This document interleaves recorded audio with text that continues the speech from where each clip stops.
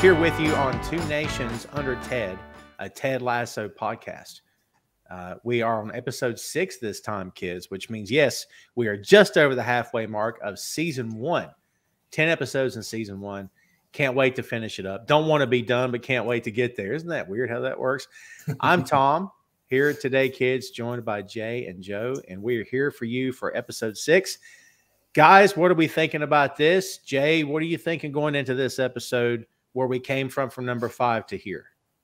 I think this was the one we were all most excited for, wasn't it, so far? Because our kind of like joint favorite character is introduced. Yeah, and it is also like one of those great episodes.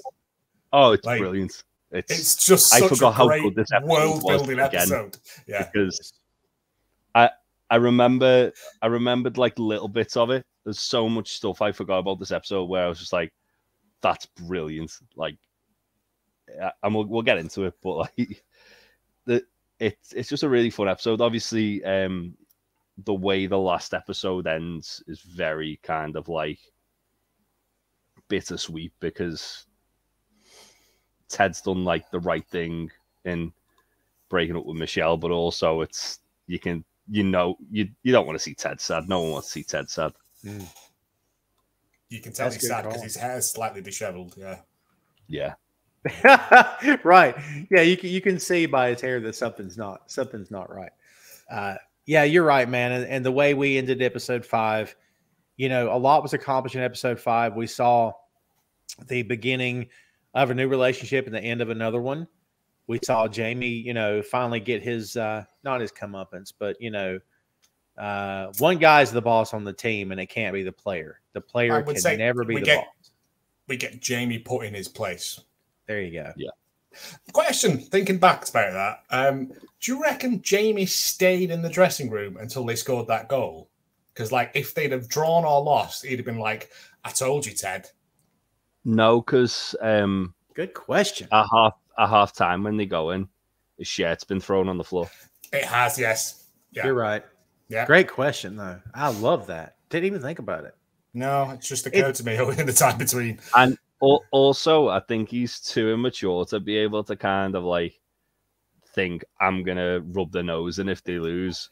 He's more just throwing his toys out the pram and storming off. Yeah, and they didn't need him in that scene either. It would have complicated things, No, I know. It was just again like you flesh out your own backstory for people. Like, no, that's great. Would Jamie's character have stayed? But yeah, Jay said it then.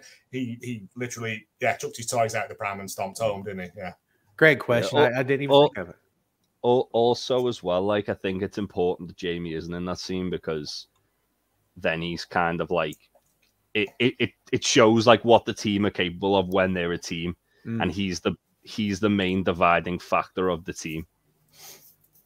Yeah, for sure. Up until this episode, maybe. Well, yeah. Yeah. Well, speaking of that, let's get into it. This is episode number 6, as we said, season 1. The title of this is Two Aces. You'll find out why soon. The original air date is September 4th, 2020. Directed by Elliot Hegarty, who also directed number 5. Story by Bill Wrubel. Hopefully I'm pronouncing that right. As we said, 10 episodes in season 1. Off we go. When we last left the Ted Lasso gang, Ted's family came out for a visit as the team struggled with Jamie's ego and selfish play, which ultimately led to not only his benching, but also to AFC Richmond's first win under Coach Lasso. But the excitement is tempered by Ted's decision to let go of the woman he loves in an effort to help her be happy, even though it means doing it without him.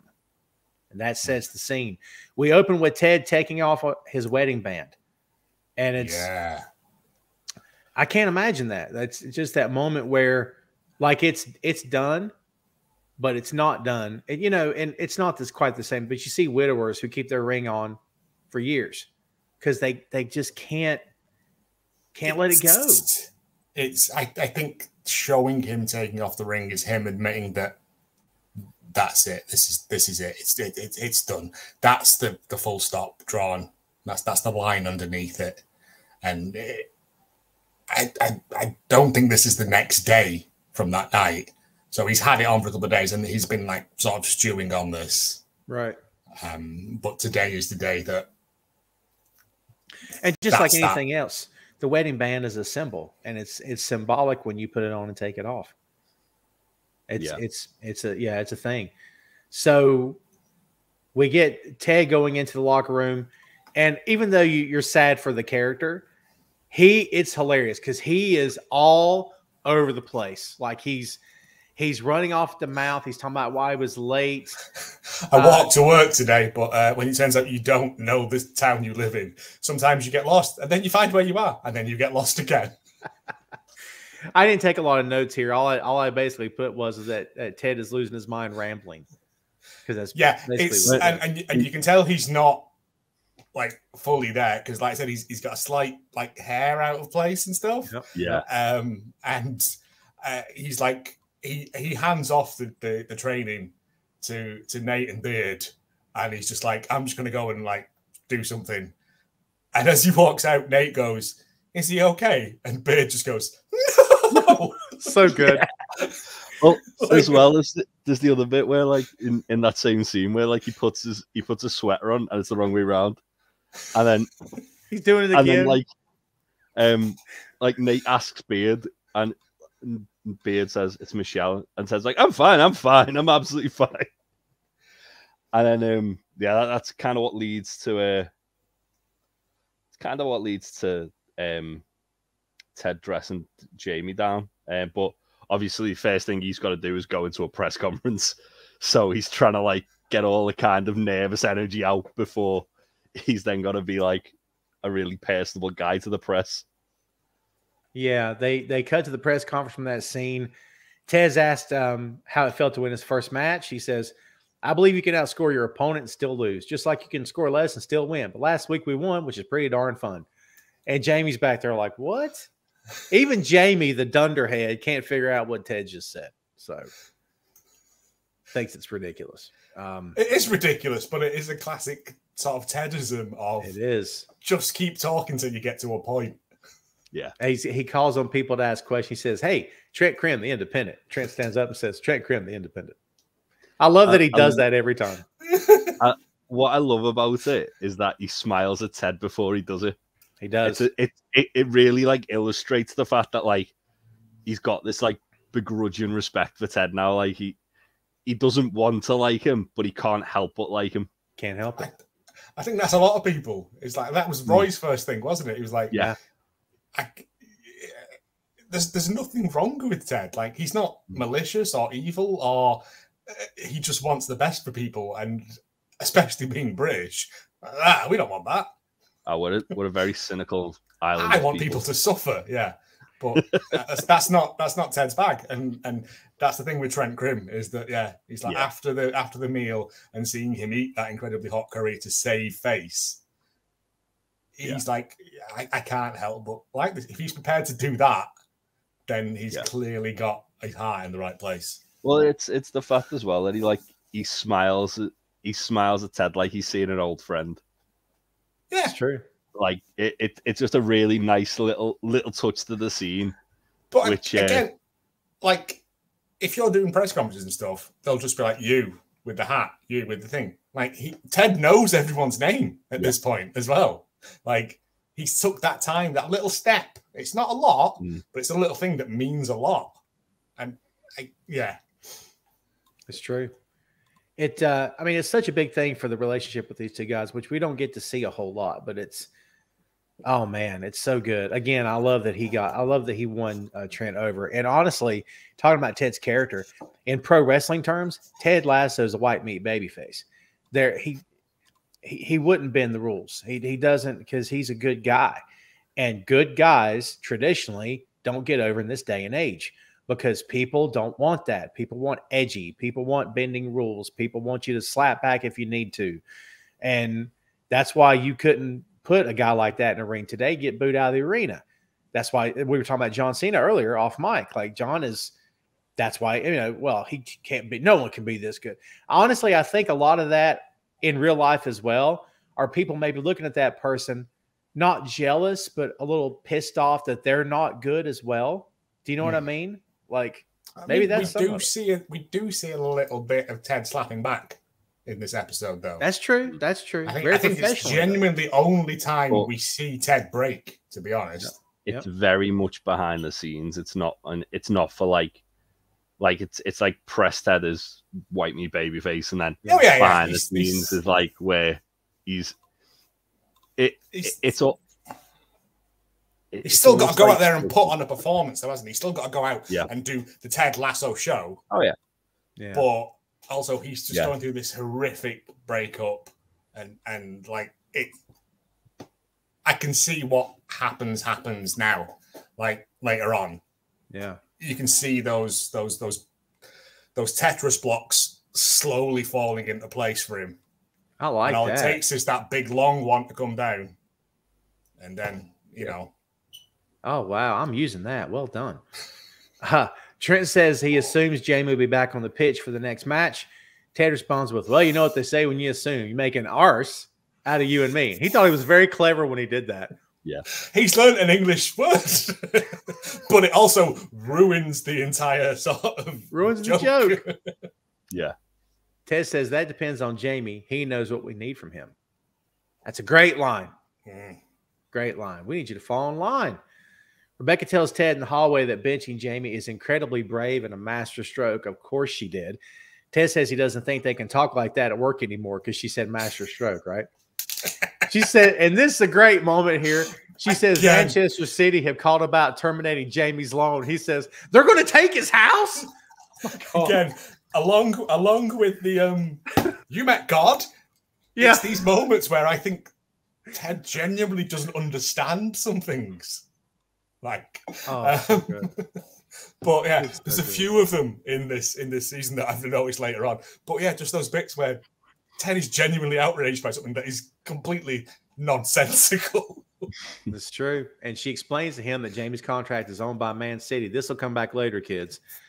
Jamie's contract is owned by Man City, and they loan him to Richmond for the season. They want him back if he's going to bench him. Ted says no, and then he says that's not the plan. He goes, plan. And he's lost, the word's lost all meaning. And I love Rebecca comes back and she goes, because I'm the man with the plan. Yes. The plan doesn't work. And he's like, oh no. When she comes back and says that's not plan. Plan? Right. And there's this whole like minute sequence of him going, plan. And Rebecca going, no, plan, like flan. And he goes, oh, that dessert. No, I don't care for that. And man, she hates that. She's like, she just walks off.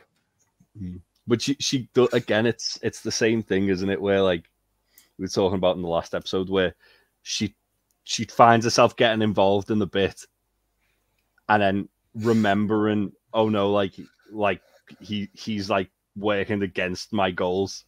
Yeah. So then just like freezing up again with him. Yeah. But again, these interactions where she's involved in the bit become longer and longer as it goes on. Like, and it is just those delightful bits of where you see her go, I have to stop this. Yeah. Yeah. Once she gets stuck, she's there for a while, right? Yeah.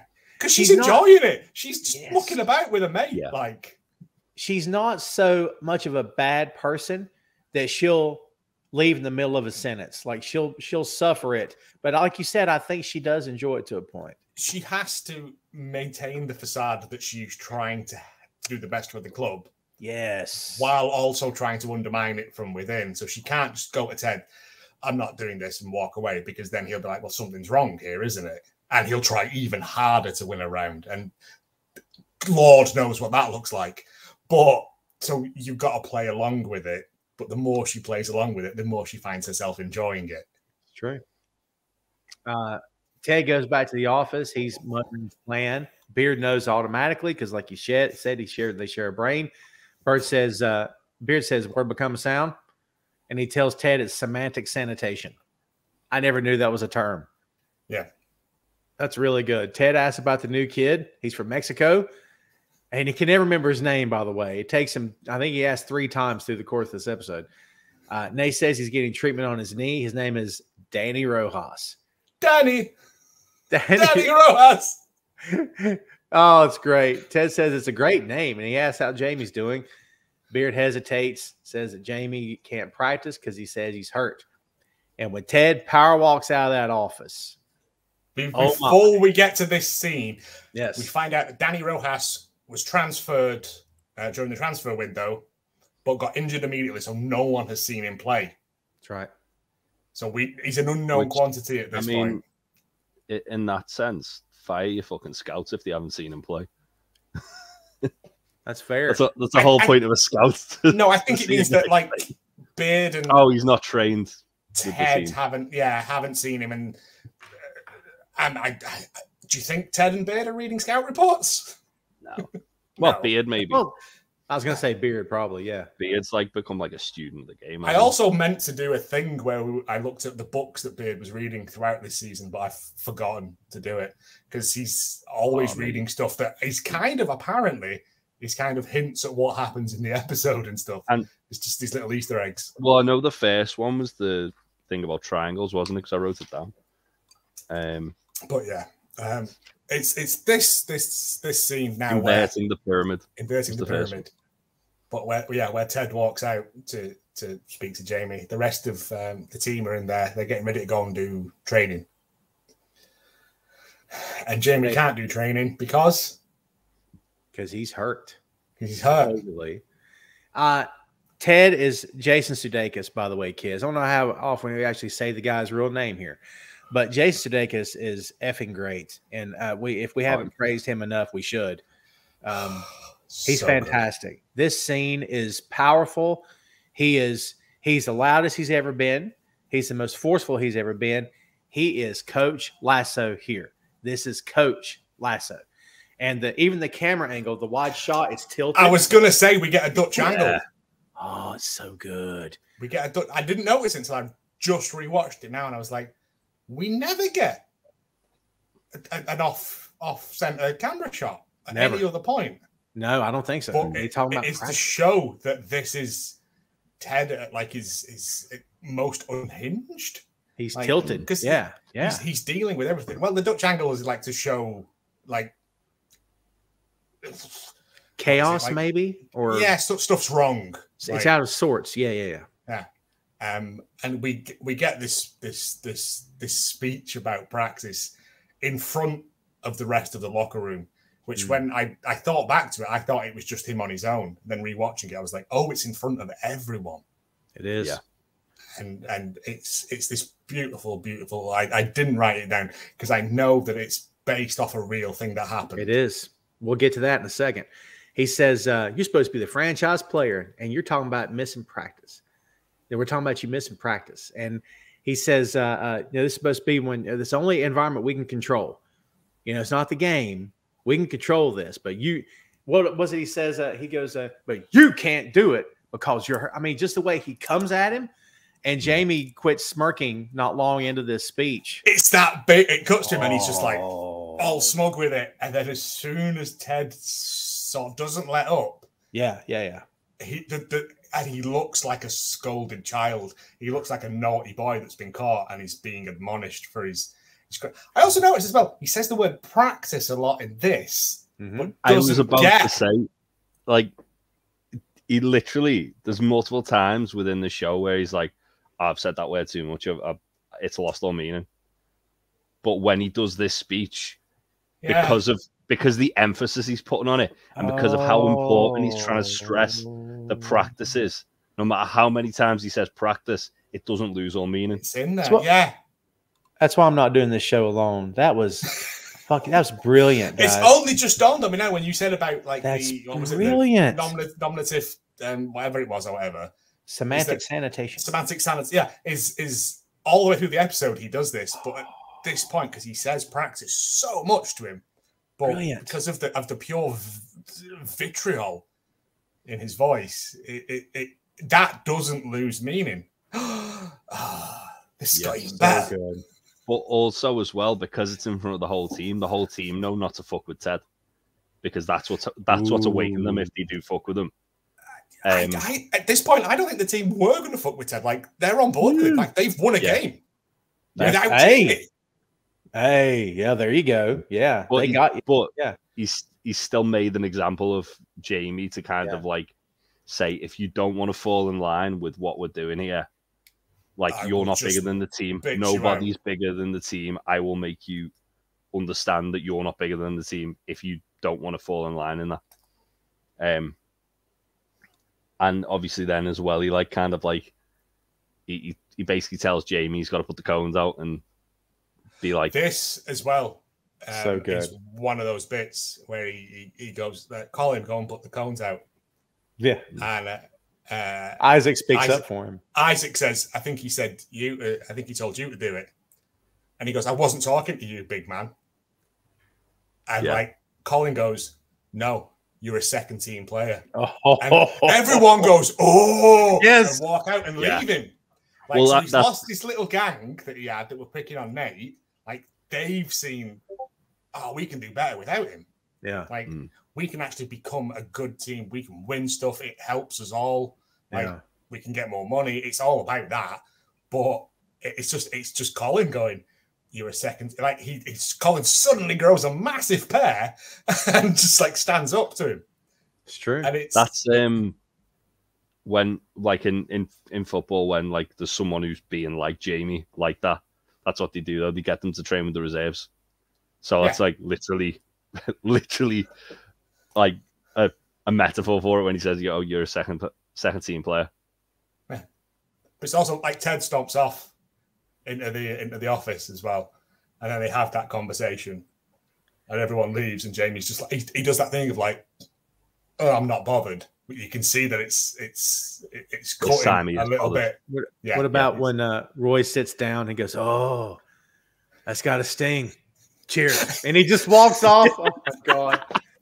I love as well, though, like, when Ted goes in the room and, like, Beard doesn't really say anything because he knows the He's score. Seen this before, yeah. Yeah, but Nate's, like, reveling in it. And then Beard's like, it's Schadenfreude free zone. Well, Ted says, no, we don't celebrate it. It's a Schadenfreude free zone. And Nate and Beard goes, 9 Schadenfreude, which isn't grammatically correct, but whatever. That's good stuff. Duolingo. But yeah. Even when Nate, like, says something about, like, Jamie, like, being put in his place, and he goes, whew. like he's trying to not enjoy it because Ted's told him to. But it's like that thing, isn't it? You see your bully finally getting the comeuppance and you can't help but enjoy it. Yeah. There's nothing wrong with it, but you can see that, like, normally Ted probably wouldn't have done that. But because of what's happened, like, Ted didn't like that he had to be an authoritarian. No, he stopped any, like, you can see him when he's in that office. He's very much like, it shouldn't have come to that. I shouldn't have done that. He's kind of like a little bit, not ashamed of himself, but that's not what I do. That's not, But Jamie's notoriously difficult to deal with. So the context of the practice for American listeners who know the NBA, you know who Allen Iverson is. Allen Iverson is one of the greatest NBA players of all time. He's in the Hall of Fame. Legitimately, look up his highlights sometime. You'll be knocked out. The guy was effing amazing. He played hurt constantly. He would go out in the court with sleeves, with things bandaged up, taped up, looked like a broken down pro wrestler. Wasn't even 30, but he played hurt all the time because he was a scrapper. He's a fighter. That's the kind of player he was. This all came from a rant because, and actually this happened on May 7th, 2002. It was the 2001-2002 season for the Philadelphia 76ers, which was Iverson's team. The season was a disappointment. It was 1 year after Iverson won a scoring title and willed Philadelphia within 3 wins of an NBA championship. They lost to the Lakers that year. I remember. I'm a Sixers fan, actually. The Sixers barely finished above 500 for this season we're talking about. They were knocked out of the first round by the Celtics. The relationship between him and Coach Larry Brown, who was an all-time great coach, by the way, they were boys. They were tight. Larry always respected Iverson and the other way around as well. But Iverson was late for practice. And that's where all this came from. The tension between the two guys was bubbling up. And the rumor was that Iverson was late to a meeting. Some believed he'd been drinking, but he denied this. And then he got to that press conference where he ranted about practice. He said there were 22 times. But what people didn't know, and you never see the end of because, of course, things are going to get chopped up where you can't see the full, But after all the rant was over, he said, I'm upset for one reason, because I'm in here. I lost. And he says, I lost my best friend. I lost him and I lost this year. Everything is just going downhill for me as far as just that, as far as my life. And then I'm dealing with this. My best friend is dead and we lost. And this is what I have to go through for the rest of the summer until the season is all over again. And he's referencing that his best friend had been shot to death 7 months earlier, and the killer was going to trial when the rant happened. So all this was happening at the same time. Now, still not professional, still not something you want to do. You're paid a lot of money to play a game. I get it. But you can see the parallels. Yes. So when I remember when I watched this show for the first time ever, I'm like, that's an odd thing to put in this episode. Like, this has nothing to do with anything. But when you look at Iverson's story, you're like, well, Iverson was the exact opposite of Jamie. Exact opposite. Yeah. Was he late? Yeah, but Iverson played his heart out for his team, gave everything he had. Jamie's just coasting by, man. You know what I mean? No, but it's the fact they gave Ted that speech, who is putting everything into this and is trying to help Jamie. And Jamie is, again, still being a petulant child. Yes. I can't play. I've got a undisclosed injury. I'm hurt. And Ted, again, it's not your best mate being shot, but his marriage has fallen apart. He's not sure whether or not he's going to see his son again. It's all playing on him, and I didn't know that, and that makes this whole thing even more sort of fucking hell. Sorry, right. But no, it's good. Yeah, it's. Yeah. Yeah, I'm done. I'm going to bed. Sorry. How do you do that? To turn something that was negative, but for the right reasons, into. And it worked. I'm done. Well, it's like a mirror image of it, I suppose, isn't it? Because it's the same kind of, as you said, it's almost the same kind of reasoning, that it's like this massive life-changing event that's happening outside of the team. Yeah. But it's the whole you leave what's going on outside at the door when you come in. And obviously it's a lot easier said than done. But sure. Yeah, we're all human. Yeah, but that's the whole thing. So whereas Iverson, he's oh yeah, well you not using it to justify it, but he's justified, and this is the reasoning why that he was late or whatever it was exactly. With Ted, it's if I can be here and I've literally had the equivalent of a grenade go off in my life outside of the team, and I want to come in here and practice. You just kind of throwing a tantrum because you've been benched for a game because you weren't being part of a team, but now you're hurt. It's basically Ted's just basically making Jamie feel stupid for being childish. And Jamie's not hurt, of course. Obviously, he's pissed off about being benched. Yeah. So there you go. And what's funny is not funny, but funny. We go from such a powerful emotional scene to, we know Dani's coming, right? And when Ted says, let's help Dani get acclimated, first time in the league can be very overwhelming. And then we're right back to the comedy as if we never missed a beat. That's what I love about this show. We can have those hills and valleys. Sorry, I don't have to go and just wash my face while dealing with all of that. I've just learned. Sorry, yeah. I genuinely did not realize that there is those weird parallels between the two, and it has blown my mind a little bit.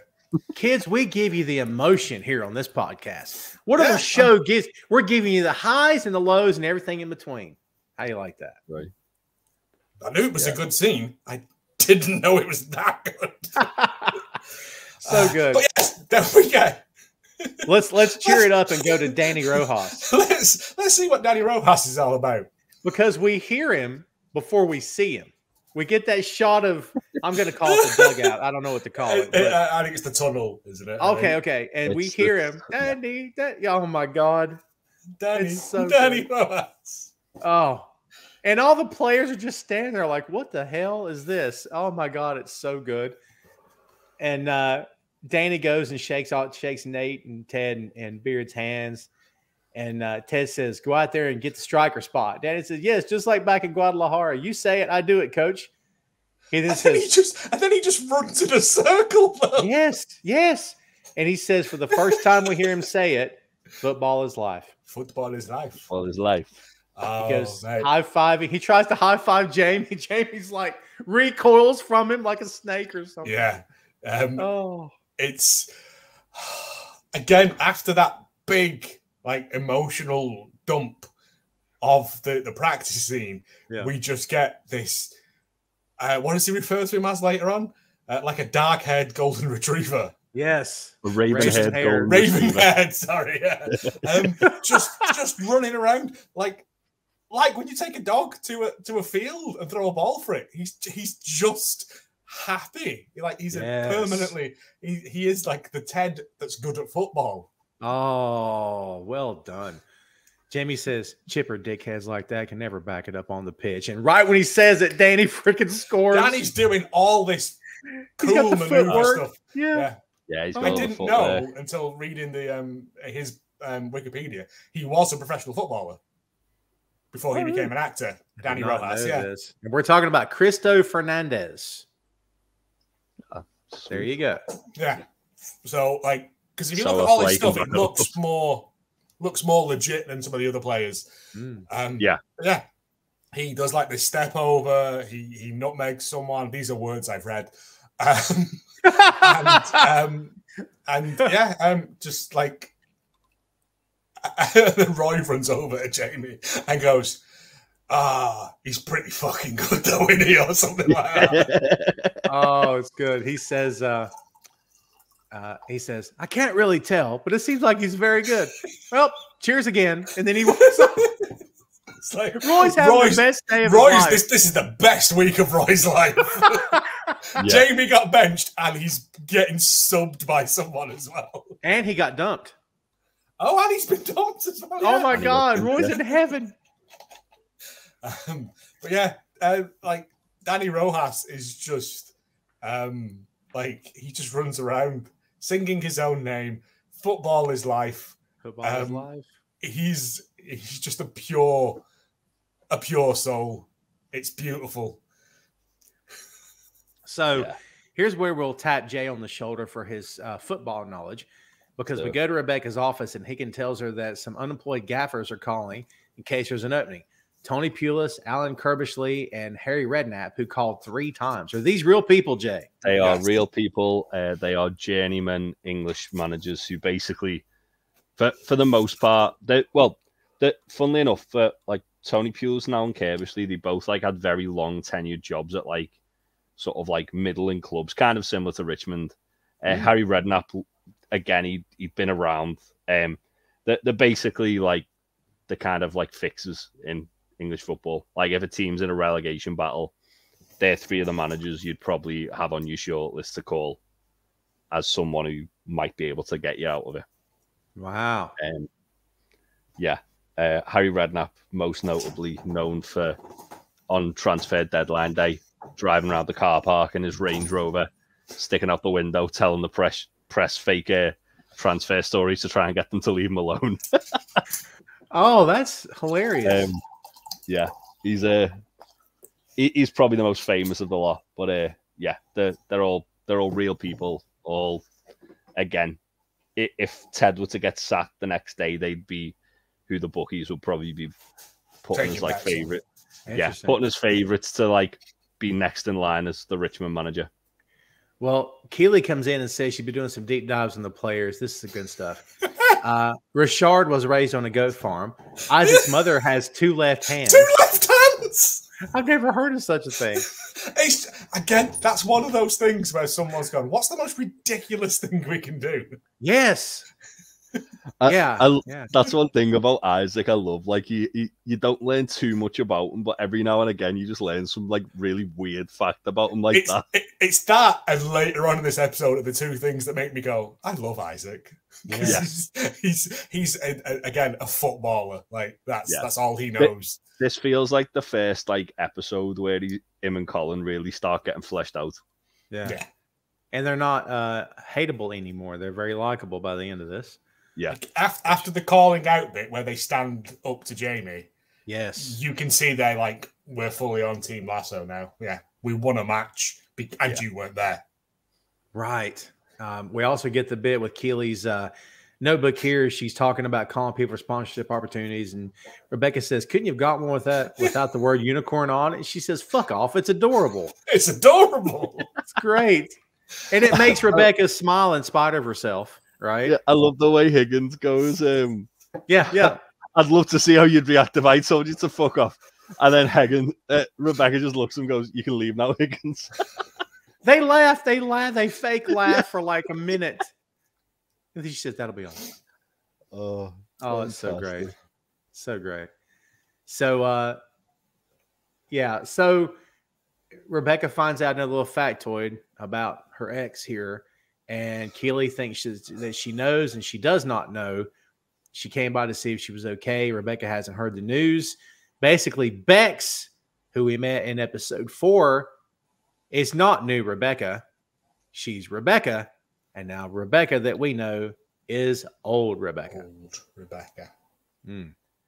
And again, this is where it's a trigger. We see Rebecca reset her sights on destroying the team. Yes. And it's again, this is more on like the fault of the British press and stuff, is that we build people up to watch them fail. Mm-hmm. And it's horrible. But I also love the fact that Keely came in and she's like, while Higgins was there, she's like, "Oh yeah, I've got all this stuff for the job that like I was going to do and stuff." And then as soon as he goes, she's like, "Are you okay though?" Yeah, she waited. She waited till Higgins was out of the room. Like, because she knows Rebecca's not going to say stuff in front of Higgins. And plus it's girl talk too. And it's girl. I mean, Keely looks at her as being her girlfriend, you know? I just remembered later on when Ted does girl talk. Right. Oh, yeah. So we get a scene that I didn't expect and had forgotten when Jamie's on the pitch and he's missing kicks on purpose, and Dani, of all people, comes up, and Dani's impressed. And Dani is very respectful. I don't think he misses the first kick on purpose. I don't think he did on purpose. I think it was just like he was genuinely just kick the ball, trying to like. Oh, I get it. And Dani sees it as like a game of horse. Got it. Well, it's a genuine like thing they do in training to try and like get players' accuracy up. It's like the crossbar challenge where you've got to hit like a different part of the goal. Yeah, I remember reading in I think his book, David Beckham's book, that he used to just like put a hula hoop on one bit of the pitch and just try and land it in that hula hoop. Yeah, like it's just an accuracy thing. Wow. But I generally don't think Jamie was trying to hit the bar. I think he was trying to score, but because he's been humiliated, he's putting the combs away. And Dani Rojas doesn't see that because Dani Rojas has the blind devotion of a hungry dog. He's like, "Jamie Tartt!" And then he hits it, bounces it off the bar, and he's like, "Let's play a game." And Jamie's like, "Fuck off." Jamie wants no part of this. But again, his ego won't let it go. Yeah. Well, yeah, it's as soon as Dani like just effortlessly does it, like replicates what Jamie did, what Jamie wasn't trying to do, then it's like Dani's awakened like Jamie's competitive spirit, and it's the thing that kind of, as Ted said, Jamie needed someone to challenge him, because if his place is in jeopardy as like the best player on the team, it's really where like he's going to become a better player because of it. Become a team player. That's a tactic used in the film Miracle. If you know anything about the U.S. men's Olympic team, the year that they beat the Soviets, and we had no business beating the Soviets because we were horrible. the coach uses that tactic because the players weren't taken seriously. They were fighting amongst themselves. They wouldn't play together. So he brought in other players to scare him, make him think that he was going to start cutting the team. And it was all a ploy to get them to work harder, and it worked. So, yeah. Coach Lasso's a smart guy here. But this isn't Ted. This is just Dani on his own. Dani is probably just running laps around the field to burn off all the Sunny Delight, all the energy that he's got. Like Sunny Delight. Oh, that's good. That was a bit of American and a bit of British for you there, lads. Well done. Well, multitasking. Yeah, I could murder some Chewits right now, Joe. Oh, mate, I would kill. Yeah, I don't know what you're talking about. Kind of like Starburst. Yeah, but in British flavors, like but yeah, they usually just come in one flavor as opposed to like a mixture. A mixture of them. Usually black. Man, do you remember Chewits, like the fizzy ones? They were fit. Yeah, the fizzy apple ones. Yeah, the shape in the middle. The only thing I've got to add to this is that Sunny Delight's not really orange juice. It's kind of like if they poured a Coke into orange juice, it'd be Sunny Delight. It's a load of Polish chemicals colored orange. It's thick and it's like yellow liquid. Here's juice. Here's sort of juice. Enjoy it. And I'm like, oh, purple stuff. Thick. Ooh, Sunny Delight. I remember when we got Sunny Delight over, and I begged my mum to get some. And I drank it and was like, "Can we get proper orange juice off the milkman, please?" I'm done with this. Do we still have it over here? Yeah, you can still get it. Oh God. Yeah. Wow. Yeah. I think they rebranded it. I think it might actually contain fruit now for legal reasons. But yeah, it's pure. This wasn't a Ted thing. This was Dani on his own, thinking that he was bonding with a teammate, and obviously, I think he knows who Jamie Tartt is. Oh, I mean, and wants to put himself against him. Like if Dani would have been, so that's the thing, which is like insane about the situation, which doesn't really replicate normal football. Like if a player's injured, they still travel with the team. Usually, they're still sat on the bench, or sat in the stands watching the games, just to kind of keep them ingratiated within the team. So the fact that Dani Rojas has been like persona non grata for so long, it's like, that wouldn't happen. No, but it's again, I think one of the best intros to anyone in anything ever. Him running out of that tunnel, screaming his own name. That's also probably why he's so familiar with Jamie, and he's like looking up to Jamie. Ooh. And Jamie doesn't give a shit about him because everyone's beneath him. One of the best part about this scene is that Ted and Beard in the stands, they see the whole thing. And Ted says, I feel like we fell out of the lucky tree and hit every branch on the way down, end up in a pool of cash and Sour Patch Kids, which is a great line. Ted says we have two aces. Aces. Then he gets stuck on the word. And then Beard does it. Now the word means nothing. Nothing. What if we had two of the guitar players from Kiss? We'd have two Freelies. It's like... And Ted gives him a look like, you asshole. Just the way he looks at him. It was good. Keely and Heels gets on the treadmill next to Roy. I love this scene. Roy's reading. Is Roy still reading the book that Ted gave him? He's still reading... A Thread Through Time, is it? I wanted to call it the Shoesmith's Apprentice, but yeah, it's the same book still. It's the same book he was still reading in bed with his niece. Yeah. So she says, "Wrinkle in Time." Wrinkle in Time. There you go. And she's talking about the weather they're having, and it's so lovely and stuff. I love when he goes, "What's happening?" Like he just stops and looks at her, and she says, "I'm pretending we're on a walk." And then she says she's been reading. I've been reading about a kid who grew up in the shit part of South London and got sent to play in Sunderland. You guys will have to fill me in when I'm done here, because I don't know what you're talking about. And was forced to rap his own verse in a charity song called "Winner Winner Football Dinner." Fucking out. He says that was for world hunger, and she says, "Well, I think that was the cure." Yeah, which is good. Man. I miss the days of football charity singles, man. So, what's the story about South London and Sunderland? What's going on here? They're like the two opposite parts of the country. Oh, yeah. South London, very, very, very southern part of the island. It's as close as you can get to like southern urban connotation without it becoming weird pirate folklore. Yeah. Wow. Sunderland is like the northeast of the country. Before it's like, you get into Scotland. It's practically on the border of Scotland. So he literally went from one end of the country to the other at 9 years old. Yeah. Which is traumatic. Yeah, and like normally with stuff like that, like it does happen where players move like at a very young age to like youth academies and stuff like that.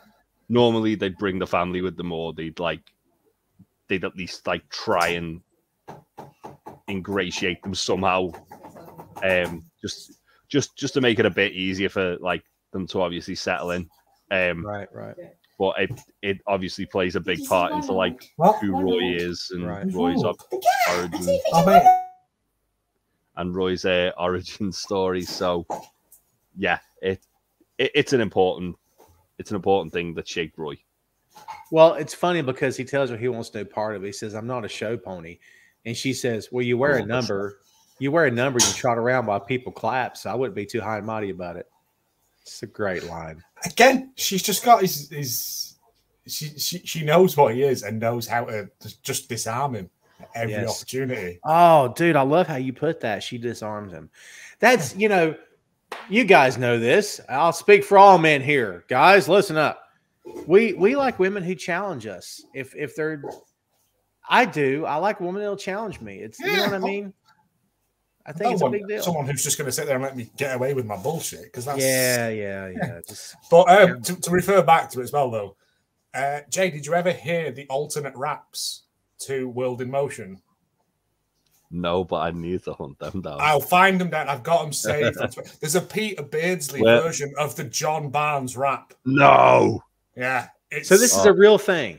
Yeah. So we used to have it used to be more like for cup finals and like World Cups and stuff like that. World Cups, yeah. So like World in Motion's probably the most famous one, which is a song by New Order that they did with the England team. And it's a very good song, to be fair. It's a good New Order song, but there's a bit in it where John Barnes, the England footballer, you've got to hold and give. To do it at the right time. And I don't want to say that he only got that gig because he was one of the only 2 black players on the team at the time. But it turns out that they did alternate takes with every other member of the team. Oh, okay. And someone found them and put them online. Amazing. And if you don't know who Peter Beardsley is, what if Pac was a footballer? All right, I'm Peter Beardsley. That's how he talks, right? Oh. So he does this because the rap was written like you just had to read it. You didn't have to like freestyle it or nothing. So you've got Peter Beardsley. All right. He's reading it. Oh no, but he's also got like he talks through his nose. And like it's I'll find him, Jay, and I'll send him you both, because it is one of those like just weird, obscure little football tidbits that I stumbled across. I don't even particularly care for football, but I like the stuff around it. I was going to say, singles, like you're football adjacent. Yeah, I like the silly stuff that goes around it. Yeah. Well, the next scene is when Dani's outside. This is what leads to the curse that we find out, because he slips and falls. He trips over a ghost. Yes, Nate blames himself because he saw Dani go into the treatment room, and everybody goes, "Oh," and Higgins immediately says, "Oh, that's a bad idea." And Roy says, "I hope you've all said your goodbyes because you're never going to see him again." And they just keep going and going and going, and Ted gets upset. He goes, "All right, that's enough. One more person says something me and Beard don't understand, I'm going to have one of my son's classic temper tantrums," which is basically... Again, I'm going to start using these. Poo-poo face. Yes. Doo-doo head. What's the other one? What's the other one? Pee-pee fingers. Yeah, pee-pee fingers. And I was like, as an insult, pee-pee fingers is great. It's great. Yeah. It's disgusting, but it's great. Is it fingers made of pee-pee or something we can dispense pee-pee? Oh, that's even weirder. Yeah. Something we can all relate to. Like the minute you hear it, you're like, oh God. Nate says the treatment room is cursed. He finally tells him. Ted says, "Why is this the first time I'm hearing about this?" Sam answers with, I think it has a lot to do with grown men being embarrassed to admit they believe in all this hoodoo, voodoo, juju business.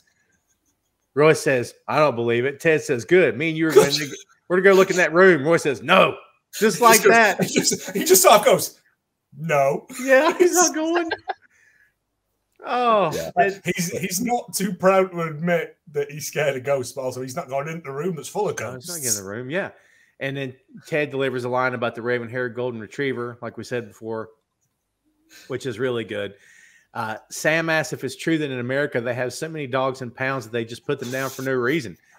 Ted says that is true, but it's something a lot of female singer-songwriters are trying to change. And Roy gives a nod like, good. Just gives that approving nod. Like I said last episode, this is where we started getting Roy just in the background going, or just chiming in with one-word answers and stuff. It's, like Roy's on side. That's a very American thing also, guys, because what's her name? Singer-songwriter. There's a In the Arms of an Angel. In the Arms of, and it's no, you're close. It's one of them songs. Sarah McLachlan. McLachlan. It's a very heavy-handed, and it's all shows dogs outside and they're shivering and they've been malnourished, and it's all about adopting a pet because people are terrible to animals. And so that's the joke, is that there's singer-songwriters in America who are trying to fix this. And you can't watch the commercial. You'll want to go hang yourself. It's terrible. Oh, I know. You get it on daytime TV here of like, this donkey is so knackered. Yeah. Give 12 quid to a donkey today and we'll make it less knackered. Shut up. A donkey. You're messing with me. Yeah, no. A donkey is, like, they'll do like Waterade and stuff, which is like a justifiable thing. And I'm not saying that donkey isn't justifiable. I can't believe I'm hearing this. A donkey. Not that we hate donkey. I'm not a donkey hater. No. But it's so heavy-handed. This is Miguel, the donkey. His load is too much for his back, and his legs are all made of custard. And you're going, fuck off. Like, I was with you up to a point, but the fact that you ladle it on the guilt. Yeah, we're going to come back. The problem is that it appeals to like people who watch daytime TV, the unemployed and the old. Sure. We're going to come back to this donkey. I'm intrigued. So I'll find an advert and send it to you. Do it. I'm looking forward to this. Awful. So we're back to the Crown and Anchor. Paul tells Bass, who just came in, the whole AFC Richmond team is there. This is such a good scene. Is great. This is a brilliant scene, and it features good. One of my great sort of non-joke jokes as well. So good. Ted asks Spirit of Jamie's here, and he says no.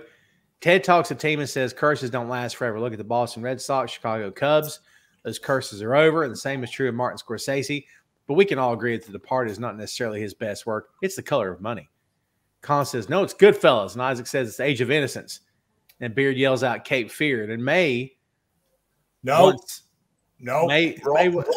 yells out silence. That's right. Yeah, Roy.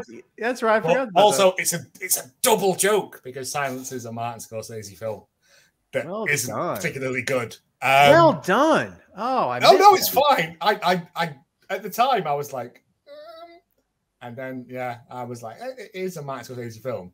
Totally missed that. And then May again, finally, it's not a well-known film because it isn't particularly great. Inside jokes. May says, once the word gets out that you're all here, the place is going to turn into a zoo. And the answer is Mean Streets. And everyone goes, yeah. Isaac's like, hey. Like this, I think this refers back. They've been doing movie nights on the side. Like, when they watch The Iron Giant. Right. And I think they've just been doing team movie nights and stuff since. Like, they must have had away games. Every other week's an away game. Like, so they must have had movie nights. So they've all that's usually what teams do, isn't it? Like, to make sure basically all the players stay in the team hotel, they'll do like a group activity. Usually watch a film or something like that. If you have a pillow fight, let me know. Yeah.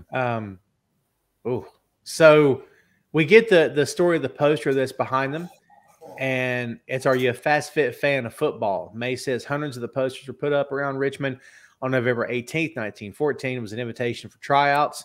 It said come to the stadium that day, and it was a lie. There was no tryout. There was only recruiters waiting to encourage the boys to fight. They enlisted 400 boys that day, and very few of them came home. After they enlisted, they went to the treatment room for their physicals. Nate figured it out, and Ted says, no, that's not what happened. But then he admitted he was lying. He said, I just want you guys to take a breath, you know. That was the bit that made me go, like, Ted knows it's awful. Yeah. But he's trying to disarm it. And I was like, but it is that. And it says 400 ghosts, that's too many ghosts. And Richard says, we cannot fight them all. That's Colin. 400 ghosts is too many ghosts. Like, what's an acceptable number of ghosts? And then how many can 13, we fight? I believe, is the magic number, according to the film. 13's the magic number, yeah. Oh, wow. It's, again, just those weird throwaway lines from someone who isn't a comedic character. He's just a background guy. So 400 ghosts is too many ghosts. Is this true that you guys know of? I don't think that story is true, but I believe that at that point they were using like trickery and underhanded tactics to get young men to sign up for the war, because this was just before conscription came in, I believe. So what is that? That's where you had to go and fight. Like it's a draft. If you were a man, yes, you call it the draft. If you were a man of health and 18 to 30, I believe it was. Yeah. I'm not sure. I know it got moved around later on because they just kept going, run over the top, lads. Go on. And then they just got mowed down. I was like, this is a terrible strategy, but we're rich, so we know the bet. I don't want to get into this. But, they kind of used underhanded tactics for people. Again, I don't know where Richmond is or was back then, but they normally did it in sort of working class and poorer areas because we're dispensable. Yeah, I feel that. I'm feeling that. But it is one of those bits when I was watching it and I went, again, it was one of those emotional gut punches for me because I was like, that happened. Like, they tricked people into going fighting in a war that wasn't worth it. No war was worth it. But... No wars. Thank you. No war is worth it.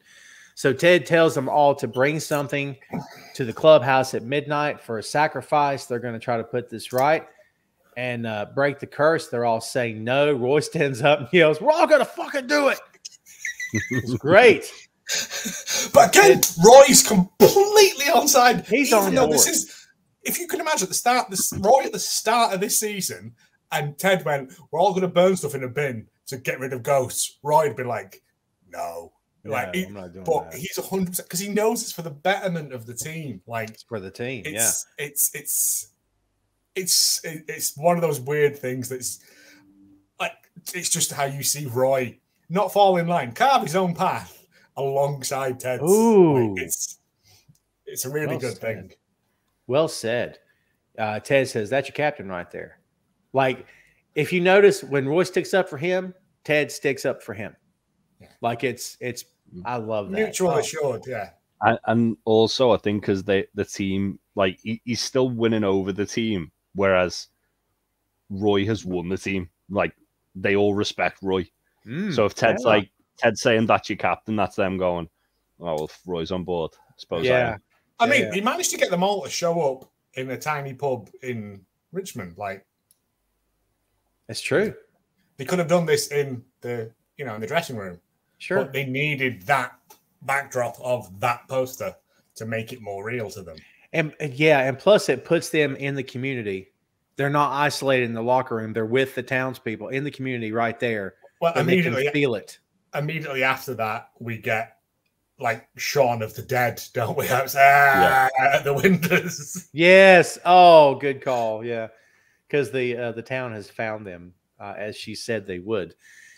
Here's the scene that I tried to get 2 minutes into the show. I don't know where I was going with it. Keely meets Jamie outside by his car, and he says, why couldn't we go in your house? She says, no, sex was the only thing that we were ever good at. She's had 3 glasses of wine, and it's Pavlovian.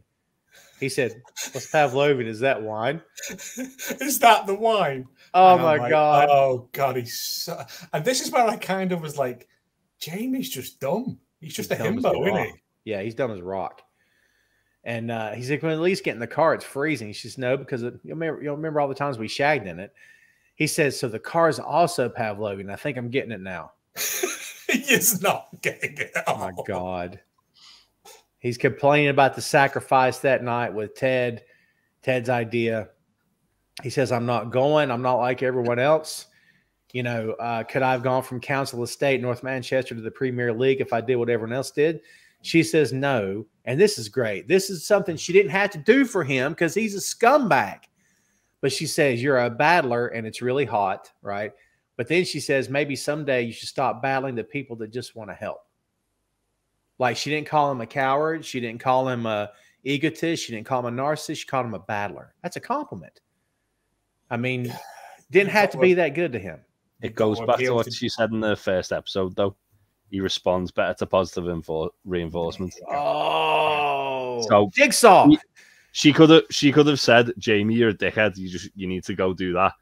But she knew it would have just fell on deaf ears. So by her going, yeah, you're strong, you're a battler, you're really attractive, maybe you should just listen to people who are trying to help you. All the people with the biggest knobs throw stuff into a brazier. Yeah. Like, it's that sort of thing. And it, like you said, it is. We mentioned this in episode 1. He only responds to criticism. It's positive criticism. And it's all, this whole show's a jigsaw puzzle, kids. I'm telling you. The whole show, all the puzzle pieces. And I had to put this in. He says, she walks off. He says, I feel like you want me to come in. It's Pavlovian. He doesn't know what it means, does he? No clue. No clue. Not a clue. He's learned a new word, though. And I was kind of annoyed that he didn't use it later on wrongly. Like, again, it's just a little throwback. Because I was going to say, he does do that later on, doesn't he? Like, he learns new words, and then he keeps bringing it up. Rebecca's looking at the headlines on her laptop, and Sam comes in to see her. Here's the first foreshadowing of something that'll happen later. Sam asks if she's free tonight. She thinks that he's asking her out. And again, Sam's such a good dude. He's not doing this to make her feel better. He's doing it because he's being honest. He said, it's for the curse, but I can see why you misinterpreted. You're so lovely. You must get romantic invitations all the time. And she says, that's nice, but I'm sort of dealing with my own sort of curse. But she thanks him. And he tells her he's from Nigeria and that at any time the subject of curses comes up, people believe the African guy is going to always be into it. And he really is, but it's from loving Harry Potter. She goes, but are you? He goes, yes, but because of Harry Potter. Did you know that J.K. Rowling has more money than the Queen? And she goes, she's sort of like it's like talking to a child because he's a footballer and she thinks they're all. And he says, what is it? I think it's better when people who have given something have money rather than those who have just been born into it. And there's like a weird wry smile on her face when she says that. Yeah. Because that, I watched that scene back again and I thought, I don't know if I'm sure it's revealed, but if it is, I don't recall. What do we know about her upbringing? Was she raised in money or did she? She's from money. She's from money. So look at where her mum lives and stuff. Yeah. She's got a massive house. There you go. Well, yeah, you're right. So she could have took that personal as if it was a dig at her, but maybe it was a dig in a good way because eventually, as everybody knows, she comes down to earth and becomes a really good person to everybody around her. But that maybe it planted the seed of, I don't need to be this way. I don't need to act this way. You know what I mean? Just because, like, what is she really giving? Well, it's interesting, isn't it? Like, where at the end of this, where Sam says, I think you're part of the team. I think you need to be a part of this. I won't take no for an answer. Yes. Yeah. And like, if Ted had have said that, she would have probably just told him to fuck off. But yeah. Because Sam's like come out like without telling anyone, he's just come to her and he's been genuine and just means something to him. Just been nice to her and just like said, look, it would mean a lot to everyone if you could come. And again, I think the more she kind of like gets sort of like to know the players as well and the people at the club, because at the moment she's sat in an ivory tower upstairs. Everyone has to go up to her. I was going to say, I think this is her first interaction with any actual player off the team, isn't it? I think there is something else slightly in the office. In the office, yeah. Which is her sanctum. Mm. I'm trying to think back, but maybe the other coach. All the other stuff's been either on the pitch or in the hallway. It's through never window, been. It's never been someone actually going to her sort of like her personal space. Yeah. And who do you send to talk to the hard edge boss except Sam? But I genuinely think, like Jay said, Sam did it off his own bat. He was like, "You're part of this team." I don't know that he did, because he said, "Unfortunately, I can't take no for an answer." I don't think Ted would have sent him. Ted would have done it himself. Yeah. Ted wouldn't send someone on a mission. Gone Maybe himself. Yeah, maybe. Yeah. I think it's Sam basically trying to sort of, again, because he looks up to Roy and he sees Roy as like the leader. I think it's Sam trying to do that kind of leadership thing that, like, Roy will probably do that in this situation. I'll do that. And obviously, like you look at the two most influential people Sam has. It's Ted and Roy. Ooh, well said. And he's literally taken aspects of both their characters and going, they both probably do this. I'll do this. Mm-hmm. So that's why I think Sam just did it on his own bat. Well, the scene we get next is leading up to the end of this episode, and it's freaking great. The barrel. They're standing around the barrel, and Ted says that he's a believer, but he can't tell them what lives outside their physical world, though he can say that with the exception of the wit and wisdom of Calvin and Hobbes, not much lasts forever. Which, again, it's another throwaway line. It's just good though, isn't it? Like, Rebecca comes in, which is pretty cool. Really, really cool to see her there. He asks Roy to get things started. Roy says he was 9 when he was scouted by Sunderland. He never left London before, as we said, and his granddad drove him there. It was freezing, and he was terrified. They all chuckled, and he hits back with, "I was fucking 9. Say something. Say something." It's great. They all stop laughing. Of course, he says, "When I got there, he gave me this old blanket. It was to keep me warm and remind me of home. And that was the last time I saw my grandfather because he'd passed away by the time I got back for Christmas." He said, "That's why Blanky means so much to me." And Isaac says, "Just call it Blanky." He says, "No, I said Blanky." Yeah. But again, interesting thing I've just noticed there. Ted throws it straight to Roy. He does. And Roy is immediately 100% on board with captain. Yeah. Absolutely.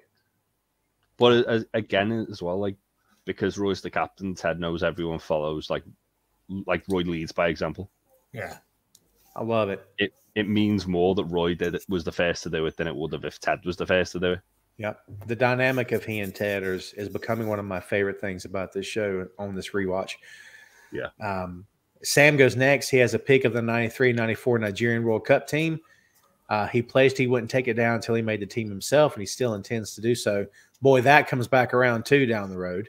Mate, that. Ooh. Yeah. Yeah. But he puts it in, and again, like, it's apparently, according to the Wikipedia article, they cut around everyone who throws stuff in. Jason Sudeikis said to them, "What would your character sacrifice?" Because we get a jar of sand from Richard. That is yes. From the sand from the beach where I first had sex with a supermodel. And then Colin comes in with "smile because it happened." Yeah. Oh, love it. And man, when he cries, he's like, and Ted goes, "Richard coming in from both angles." Yeah. Yeah. But we get a lot of stuff. We get like boxing gloves. We get like a wrestling figure thrown in at some point. Yep. Yeah. There's a lot of stuff thrown in. I love that Colin throws his car keys in. Just the fucking dumbest thing. Yeah. And Beard's like, "How are you getting home tonight?" I mean, he made an effort. Nate has a pair of sunglasses. He says, "The girl once told me I look like Clive Owen in them." Like, "I don't think I can do it." And the team's like, come on.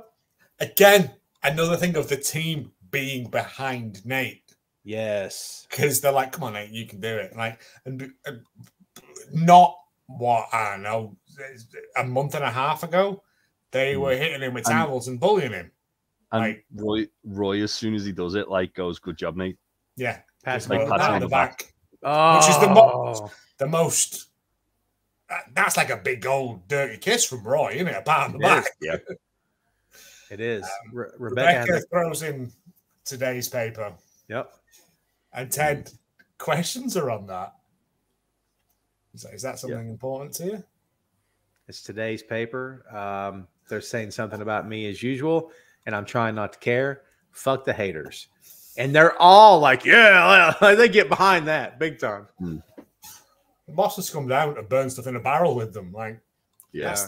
But again, though, like when she says it and they get behind her, she kind of like it like disarms her. She like looks around with a bit of a smile on her face, like, oh yeah. Like it's that thing of where she's so hurt from what's happened to her, she doesn't want to let people in.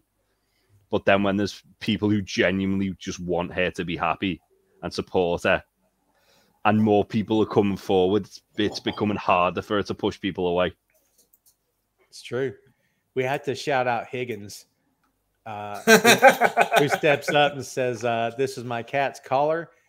She was a faithful companion for 20 years. I'm going to miss you, Cindy Clawford, which is great. Oh, I'm just gonna I've just looked it up because I've just had a moment of inspiration here about Rebecca, and it's the 7 stages of grief. Yeah. First one is shock, denial, then anger. Yeah. Which is where she is. And then we get bargaining, where she tries to sell the club later on. I just had a moment there where I thought, no, it's good. It's all there, isn't it? Yeah. Have you gone through something? Well, that's another show for another time. But I'll put it today. I've gone through something before, and then I would have heard it from a therapist or whatever, and then go into my head and go, "Oh shit, it's right. God, that's where I'm at." Like, and you don't know it. I don't know how many people can process it when they're going through the thing, but if it's brought to your attention, like, oh, it's crazy how true it is. It's insane. Yeah. We're just sacks of wet meat. Thank you. There's some inspiration for you, kids. Throw me in the wet mud. You're right. Listen, we're complex, but we're not so complex. And no, everyone wants the same 4 things. Like, it's But I just thought then this is Rebecca in her angry phase of grief at her loss of her marriage. And then Ted goes, "Is everyone gone?" And everyone goes, yeah. And then Jamie appears. Perfect. And we get this lovely little window into Jamie's life that we've never had before. We saw a bit of it where his dad was like beasting him. Yeah. Ted walked past that window, but that was just like a little snapshot into it. But we kind of get like the full sort of reason why Jamie Tartt is kind of the way that he is. He's got his shoes, which are called boots, right? He says, "These aren't my first boots or anything. My mom gave them to me, and she was the only one who got me into football She was the one who got me to football in the first place." He says his mom and dad split up when he was just a sexy little baby. Which is a fucking weird line. Oh, when I was a sexy little baby. Oh, I love that so much. Question. You said you call them boots. What do you call them? Oh, you call them cleats, don't you? Cleats, yeah. I was going to say, you don't call them like football shoes because that's mental. No, cleats, yeah. She doesn't care if he's any good, just wants him to be happy. But once he got good, his old man started showing up and called him soft when he didn't dominate. He fucking hated that. He made a vow to be so tough that he could never call him soft again. And there is why Jamie is the way he is now. This is why nobody gets in. It's why he's smug and cocky and arrogant, because he has to be. Like, there's a bit after as well where he says, "I don't think my mum would be very proud of the person I am right now." So good. Straight after that. And it's like, That's it. Like Jamie's like realized, yeah, I've been an arsehole. Yeah, and people want to help him. So Ted's gonna light it, and Beard, praise God for Beard, says maybe we should do this part outside. Like it just hits him. This is a terrible idea. We're indoors. Ted doesn't throw anything in, does he? No, I noticed that. Neither does Beard. Neither does Beard. Well, so yeah, that's true. Let's it's not their curse to break, I don't think. Why? Yeah, but they're part. Everyone's part of the team. What deep reason are we missing here? I feel like there's something deep here. I don't know what it could be. I guess because Ted and Beard already know that Dani's fine. But so did Higgins. But Higgins is going to go along with it because, as we find out later on, it's all for the greater good. I suppose, yeah. Ted and Beard are orchestrating it, aren't they? They're not the ones who are scared of the curse. It's everyone who's scared of the curse who they're getting to do it for. It is odd, though. I never noticed that they don't. Yeah, it's true. It's the one time where like Ted and Beard don't do exactly what everyone else is doing. It's odd. I don't want to look it up. I wanted us to figure it out, but I don't want to look it up. There might be a reason for it. It might have just been caught for time. I don't know. Maybe again, it'd probably just be an army man for Ted, or well, they take the barrel outside. That's a good call. Yeah, they take the barrel outside. Higgins comes out and tells Ted the eagle has landed. So Ted gets their attention and says the only way to know if the curse has been lifted is to ask the spirits for a sign. And then he proceeds to go, "Oh, spirits, speak to us." And Rebecca looks at him like, "What are you, an idiot?" And then we hear, no. You know, we hear Dani Rojas. He's coming out with a bottle of mezcal. I don't know alcohol. So is it as bad as they're making it out to be? It's just nicer tequila, isn't it? It's tequila with all of the horribleness removed out of it. But he's like, I'm prepared to throw this into the fire to sacrifice it to the gods. And Jamie's like, no, we've done enough destruction for one day. Let's crack that open and have a drink. Did you notice when Dani came out that Jamie was smiling? Yeah. Like, they won him over. The other thing as well is when like they're all selling. Well, first of all, Roy agrees with Jamie. He goes, "Yeah, Jamie's right. Like, we can just put the empty bottle in the fire." Turns out ghosts prefer empty bottles. Yeah. Yes. And then Jamie's the one who starts chanting "Richmond till I die." Mm-hmm. Yes. Like, he has them at this point. Like Ted's gone. Like Jamie came back. Jamie was like, "I'm not going to go and do the ghost ceremony because Ted Lasso is a Yahoo cowboy boy, and I don't want no part of that." But because of Keely's little bit of just going, maybe he's trying to help you. He shows up. He realizes he can be part of this team. Yeah. He can be the best he can be with them. And there is like this episode ends on such, well, not at this point, it ends on such a high note of them all drinking that bottle. Like someone spits it into the fire as well, which is fun when you try it until your face catches fire. Yeah, not a good night. They're all, but like, come on, coach, come and get involved. Yeah. And Ted looks across and says, "Come on." Actually, no. We've missed the bit. He tells Rebecca that it was Higgins' idea. Higgins' idea, and Rebecca goes, "Oh, helping the team." And Higgins kind of sits there with a kind of like sheepish look, but also do something. He admits it too. He admits it, doesn't he? He says it appears so. Yeah, it's his job, isn't it? That's literally what she's paying him to do is run the football club, and he's doing something for the good of the football club. She says, put the team first, and he says, "Yeah, I suppose I am." Because like they had chicken Caesar salad, like that's all Higgins takes is just to have a lunch with him, treat him like a human being. Yeah. That's all it is, and that's all it took. And just like Roy, the human element aside, and it's a big factor. You can't take it all out because, as you just said, but just like Roy, Higgins is a football guy, and he sees the impact. Mm-hmm. You know, Ted's not hokey for the sake of being hokey. There's a method here, and he sees the good that can come of this. He's got results. Thank you. So as a businessman, if nothing else, he sees it. I mean, Rebecca still draws on that. Yes. You took me to dinner while he was shagging other women. Like, yes. He's still got that shame over his head. Yeah. But if Rebecca wasn't so set on destruction, she would see that Higgins will do whatever you tell him to do. Like, sure, Rupert is a horrible man and will have bullied him into doing that.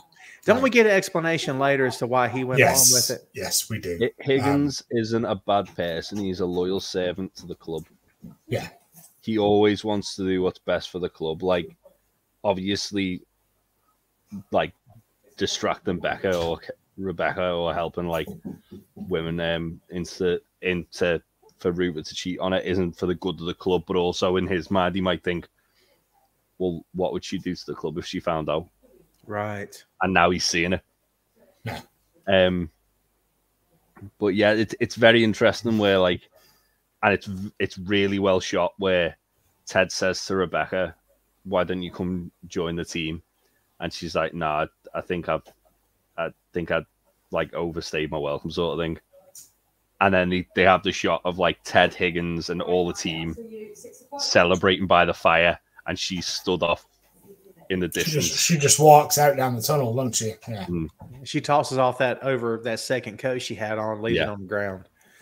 And she's walking away with bad intentions, gentlemen, because the next morning, the locker room's having fun. They're elated. They're enjoying each other.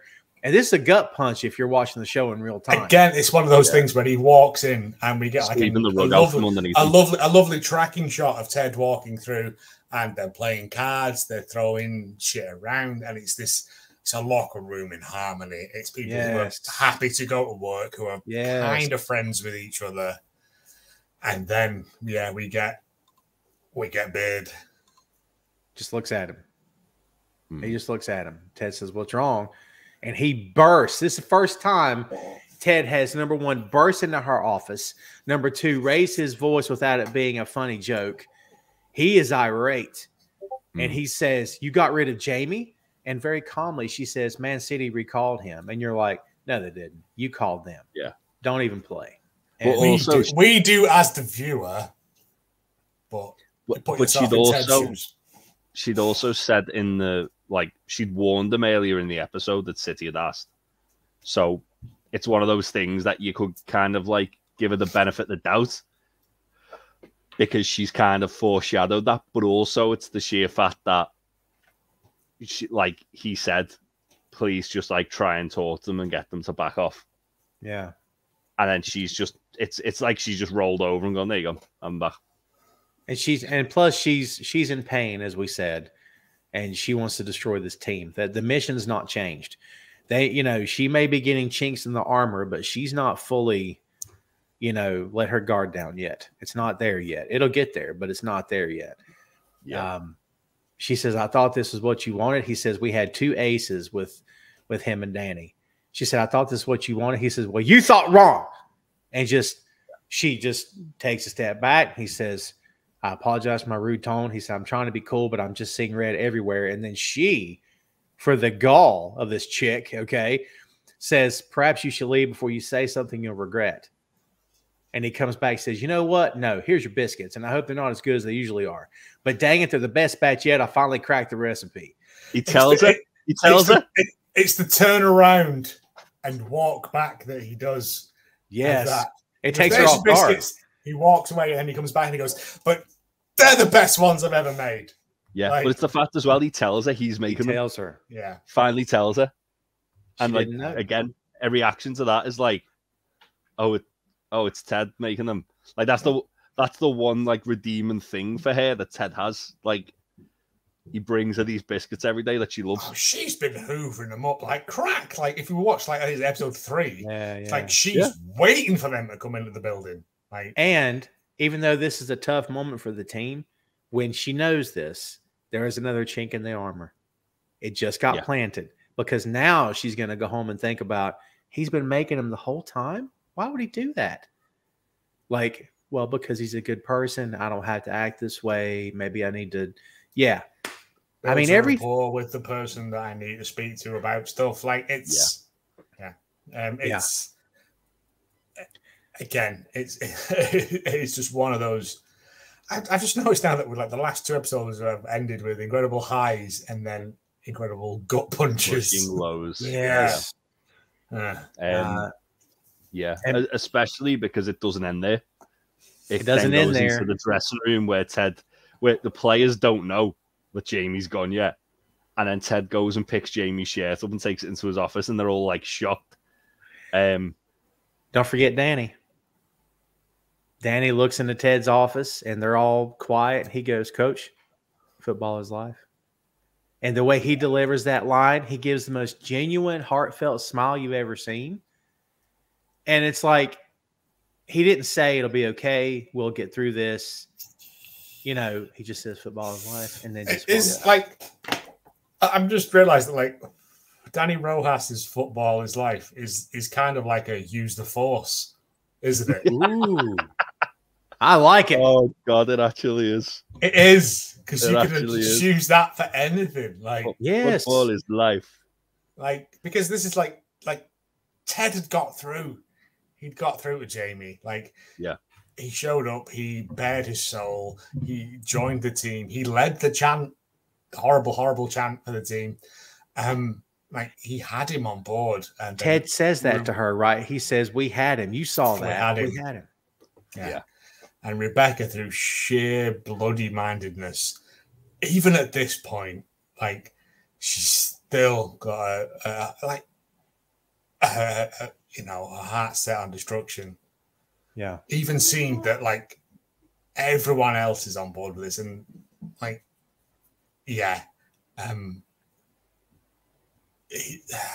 it's just one of those. But yeah, when Dani just pops his little head around the car and he goes, "Coach, football is life," and then just runs off like someone's throwing a ball for him. Yeah, like it's fine. Yeah, like great song as well at the end, like really fitting. Harmony Hall by Vampire Weekend. Yeah. It's basically a song about like ignoring all the shit that's going on, and just like trying to keep on. Just really fits that whole like scene, doesn't it? I was gonna say, right, question. Is Dani Rojas the goldfish? No. He only tells Sam to be a goldfish. Mm-hmm. Yeah. I think Dani Rojas is like the anti-Jamie Tartt. He's like the polar opposite of Jamie. So like Jamie is brilliant, but he knows how good he is. Whereas Dani's brilliant because he works hard and he wants to like genuinely loves the game. Yeah, and he wants to set a good example to everybody else to like work as hard as him. Whereas Jamie thinks, I'm naturally gifted. I can just walk in and just and I'm the best player in there. You know, a lot of movies have the stereotypical character roles, and you know this, Joe, from doing your other show. Hallmark of Greatness, kids. Go subscribe today. Shameless plug. So yeah, you know this, but like especially 90s comedies are filled with them. Like you have to have the gay friend who can be male or female, but they usually have to be flamboyant. They can't just be, "Hi, I'm gay." It has to be over the top. The main male lead is usually a dude bro, right? And the way she looks at him is that's all he is, but really he's a lot deeper. He's got a good heart. She might be daddy's girl, rich girl, but she's not really like that. So like everybody's got their stupid little roles. Wait. Are we having to go at Clueless now? Because I wouldn't do that to you here. But like, this is my third favorite film of all time. Well, I was going to say, we've got that in this locker room. We've got personalities, but none of them feel stereotyped to me. Sam is not. No. You know what I'm getting at. Sam is not. They're all, even at this point, we have well-rounded and established characters. Yes. And they're not tropes. Right, like, tropes. That's even Roy is essentially a trope. He is. Are we allowed to mention? Yeah, we'll mention her name. Although I can't remember it now. Jesus. Then maybe you aren't. Tasty's missus. Come on. Oh, Sarah. Sarah. Jesus Christ. Sorry, Sarah. Sarah said, like, is Roy Kent based off Roy Keane? Roy Keane. Supposedly. Yeah. Yeah. And he clearly is. If I don't know that much about football, but I know that's clearly Roy Keane. Or like an amalgamation of all of those sort of 90s hard men footballers. It's there's tropes there, but it's more like tropes from like the football and zeitgeist as opposed to like a TV show. Yeah. But it is that thing of, but like, the more we find out about Colin, and like, there is more to these people, and they're not just background characters. They have urgency. They have their own agendas, and in another sitcom, I don't want to class this as a sitcom. I would class it as a comedy drama, but it is. They would just be background characters. They would be like the Stuart from the comic book shop. They would be one-dimensional. They wouldn't have their own wants and dreams. And that's the thing that Ted Lasso does well, is give you these characters that are just background characters. They are, like Higgins isn't, like, he's in the scenes, but the fact that we get the background story of him, Beard, we get a background story of him. Jamie Tartt's dad, we get so much information about him. It's true. I mean, no, there's no NPCs here, right? There's no non-playable characters here. It's all actual people. The moral, as we've said all the way through this, nothing is there for no reason.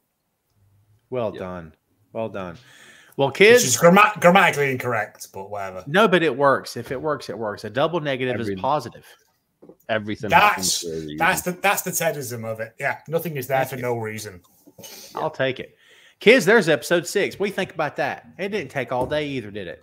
We're all exhausted, but you're fine because you've had time of your life. Don't lie. Admit it. So yeah, episode 6 is in the can, ladies and gentlemen.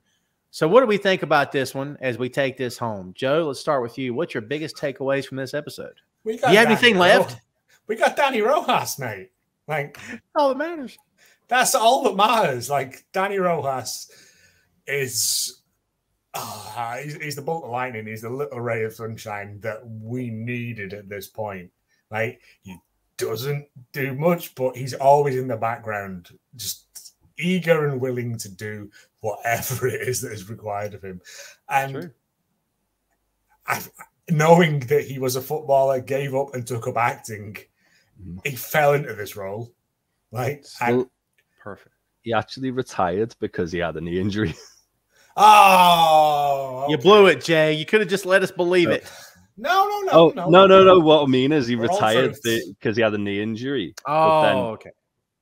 Like he had a knee injury at the start of this, and it was his knee that was bothering him throughout the episode. It's like art imitating life. Parallels. Yeah. Good work, Jay. You didn't blow this. You saved it. It is just like every episode of this gets better and better. God, it does. Because every bit of it is just building this. To use an analogy from the last episode, it's just building this delightful house. Yeah. Jay, what do you got? On my notes, I just wrote at the end for the ending, great ending. Because it the way it's orchestrated and the way it's kind of like laid up, as we said, like Ted's like he's finally got the team behind him. He's going into this like really positive, great dressing room, and it's literally like someone's pulled the rug from under him, and all of a sudden everything's like falling apart again, and he's got to rebuild. This was brilliant. Dani Rojas is one of my favorite characters in the whole show, just because he's so entertaining. And I love the story it takes us on with Jamie as well. This episode where he's still being defiant, and then he realizes through like Keely's kind of like wise words, he realizes that actually if I work to be part of a team, it's only going to make me better. Yeah, that's it. There you go. I'll follow that up with football is life. Football is life. And also the fact that when he sang his last name, he'd go, Dani Rojas, like he would stretch the last. Oh my God. That's really Again. That's an actual football jam, by the way. Yeah. To Baby Give It Up, is it? Really? That's the song? No. Yeah. That's fun. Dani Rojas, Dani Rojas. Yeah. Yeah, I'll say this. I'm on the record saying that it's all subjective, but on the record and for the record, if you don't like this show, you are dead inside. You need to seek counseling. You need help. Get a mortician. Yes, you're dead. You're dead inside. It's over. Kids, there you have it. Number 6 is in the can. 4 away from the end. We got it. 4 away from the end of season 1. And we'll be moving on to season 2 and then 3, and then we're done. And then, as Joe said, we're going to go back and do it again. We don't have nothing else to do. This is all we have. Forever. Football is forever. Lariat. Kojima. Yes, Kojima. Body slam. Okay, that's it. We're mixing all of our stuff into one show. Thanks for watching, kids. Be sure to share us everywhere you can. Subscribe to the show if you haven't done so already. Please do so. If you found us on the YouTube, go subscribe. You'll find us on Spotify. You'll find us on Apple. You'll find us on iHeartRadio. So there you go. I think that's it. And you found us on the YouTube. Hopefully, go subscribe and go follow us on socials at 2 Nations Pod. Can't miss it. It's on the bottom of the ticker, kids. Follow us. We'll follow you back. That's all we got for you. We'll see you next time. For Joe and for Jay, I'm Tom. We'll see you later, kids.